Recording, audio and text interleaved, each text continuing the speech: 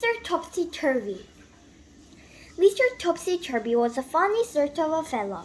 Everything about him was either upside down, or inside out, or back to front, topsy-turvy in fact. It was all very extraordinary. To give some idea of how topsy-turvy Mr. Topsy-turvy was, you ought to see his house. The front door is upside down to start with, and the curtains hang upside down at the window. And just look at the chimney pot, all very extraordinary. Inside it's the same.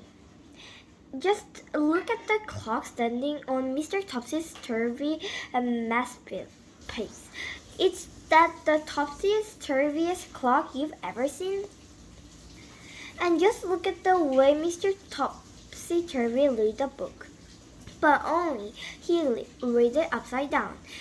But he started to read at the back page. And just look, Mr. Topsy-turvy put the stamp when he sent a letter to somebody. How you ever seen anything like it? Now, this story is all about the time Mr. Topsy-turvy came to the town where you and I live. Nobody is quite sure how Mr. Topsy-turvy got there, or where he came from, but he arrived because somebody saw him getting out of the train. The trouble was he did it in a topsy-turvy way and got out of the wrong side and fell on the rail line, which really isn't all that surprising, isn't it? When he picked himself up and managed to find his way out of the station, Mr. Topsy-turvy went to a hotel to find a room to spend the night.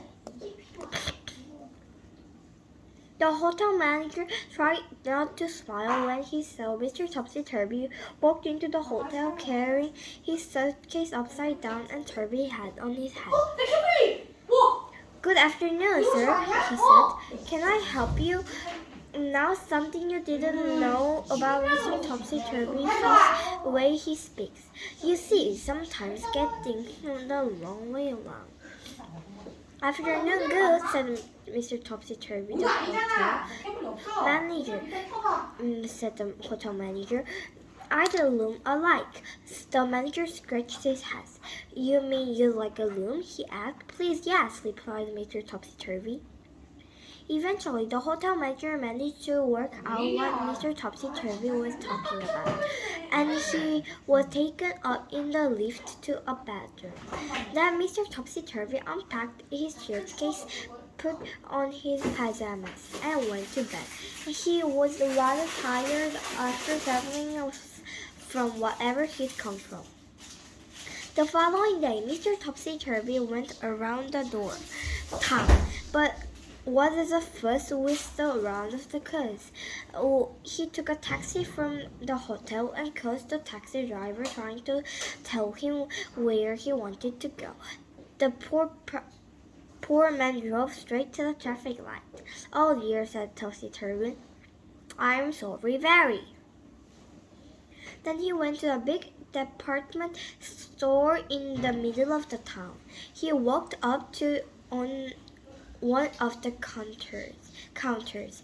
"I'd like a socks of pears," he said to the lady behind the counter.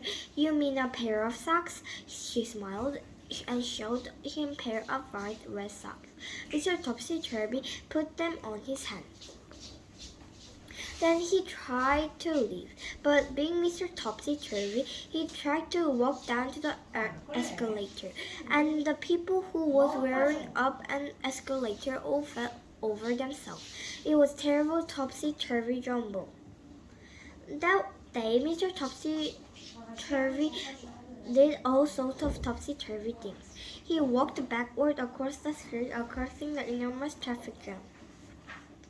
He went to the library and put the book upside down to the shelf and made everybody extremely cross. Then he went to an art gallery and instead only hanging the picture on upside down so that he could look at the property. Just then, after Mr. Topsy had been to the town for just the one day, he disappeared. Nobody knew how he went or where he went, but he certainly went because wasn't there anymore.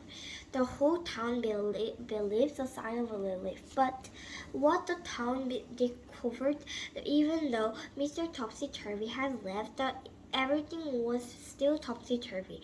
Read all it about, shouted the newspaper seller. Instead of shouting, read all about it. News is here.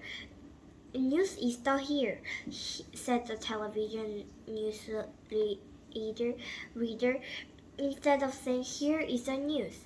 Morning good, people started saying to each other when they met, and do you have, instead of how do you do. Everybody was talking topsy-turvy. Can you think about something sad that's topsy-turvy? Go on, try.